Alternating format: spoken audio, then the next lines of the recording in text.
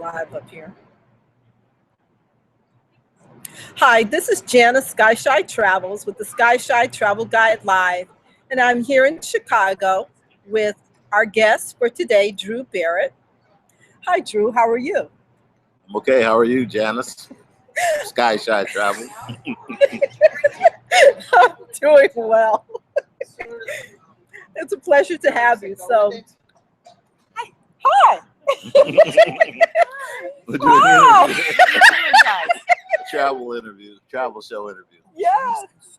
Where are you from? No, you're fine. Boston. Boston. But I love Chicago. It's so strong. It's so powerful. Well, welcome to Chicago. Oh, thank you so What much. brings you here now?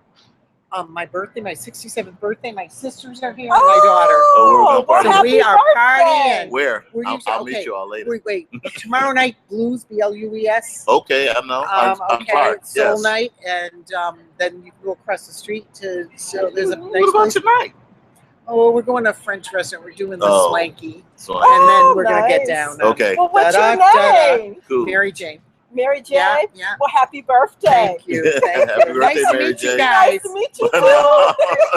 Shy. Well, enjoy your Yes, Mary birthday. J is very shy.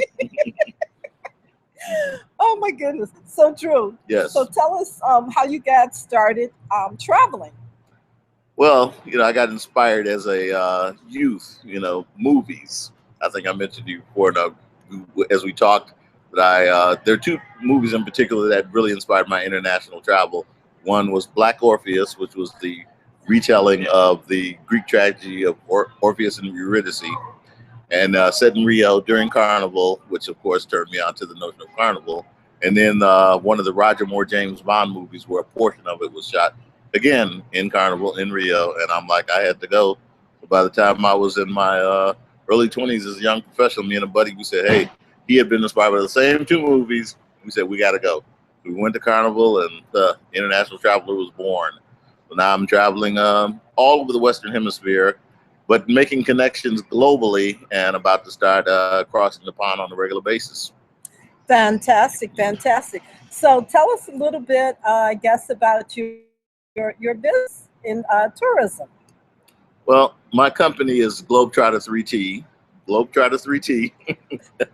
And the 3Ts are trade, tourism, and technology. Okay. So I actually provide marketing strategies and tactics and implementations for major brands. In the tourism arena, I try to focus on the governments themselves. Like Brazil is a client of mine. Mostly though, nation states of Brazil, the states of Brazil. I've done work for Bahia, which has as capital Salvador, which is the center of Afrocentric culture in Brazil. In the past, I've done stuff for the state of Rio and the city of Rio de Janeiro.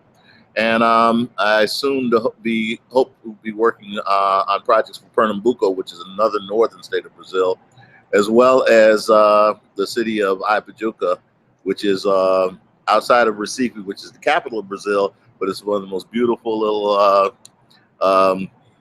beach towns in the world, and it's got a lot going on. I really love it. I fell in love with it when I was down there in May. So, in addition, I'm looking at doing some things for Haiti and helping Haiti, because for me, Haiti is a spiritual journey.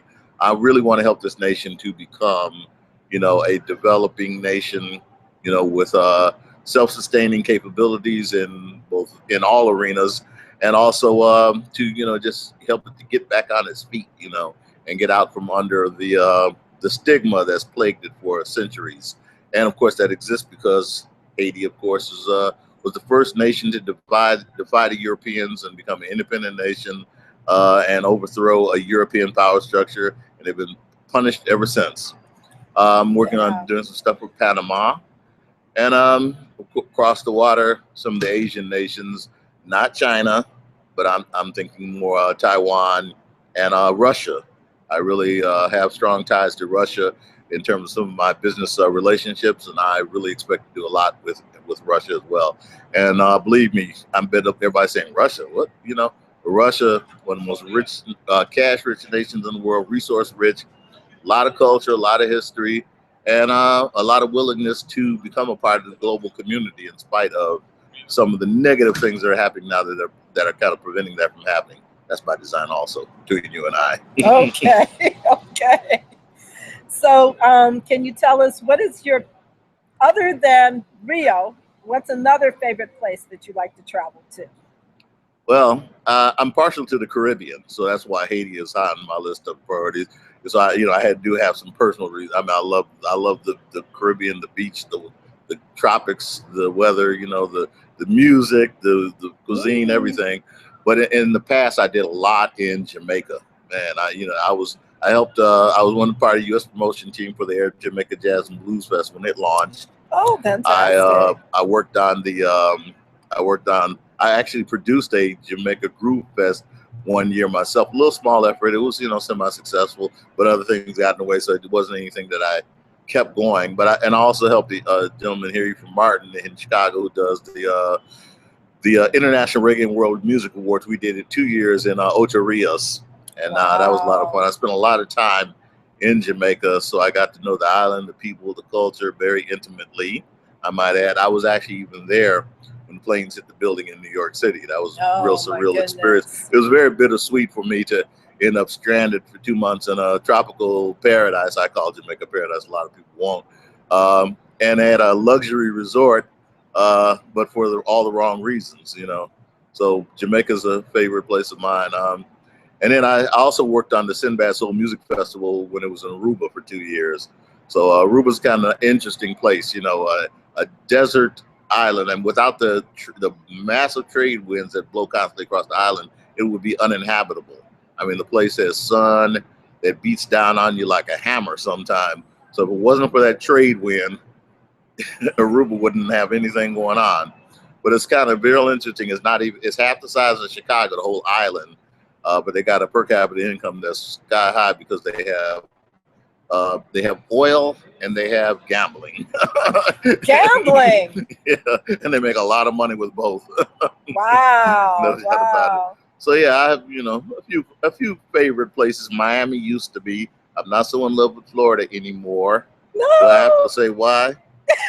Well, I kind of want to know. George Zimmerman. Oh, well, I'm right there with you, Stevie. Stevie wanted to say he ain't going no more. I'm not going no more. Although if somebody offered me a paycheck, I'd have to go because I'm not rich like Stevie.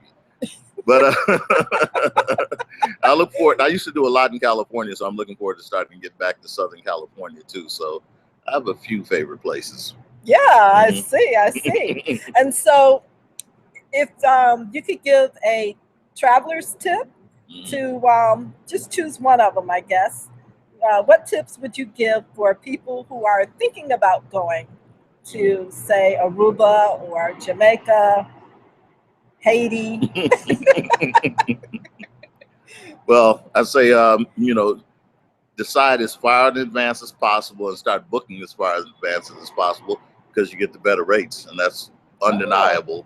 I mean, I can't think of the many times I paid anywhere from 25 to 50%, and sometimes twice what I should have paid because I procrastinated on booking at the time when I made the decision to go.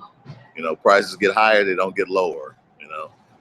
If you have any means of, getting discounts through any type of connections or search engines, by all means use them. But if you don't, definitely book as far in advance as possible. And also, it doesn't hurt to read the guidebooks. I mean, they're all online now. Everything from Romer's, if you're going to Europe, Rick Steves, Janice Temple. Yes, the Skychi Travel source Guide. of information. And actually, we're going to start writing some stuff together too soon. So, so there's all sorts of ways to know. Oh, and of course, look at Channel 11 and Channel 20 if you're here in Chicago, but public television.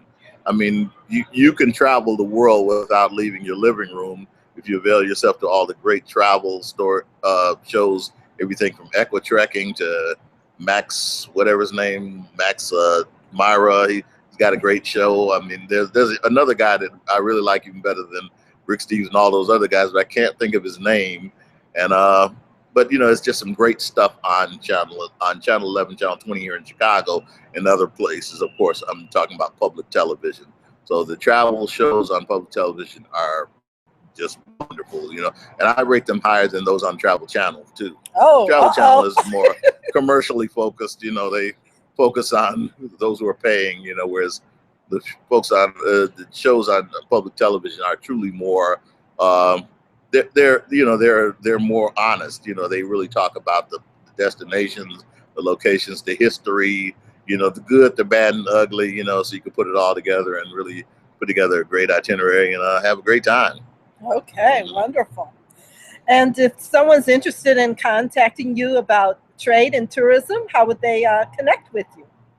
Well, okay, for my company is Globetrotter 3T, but the best way to, I mean, if you're talking about international trade, then don't hesitate to email me at globetrotter3t@gmail.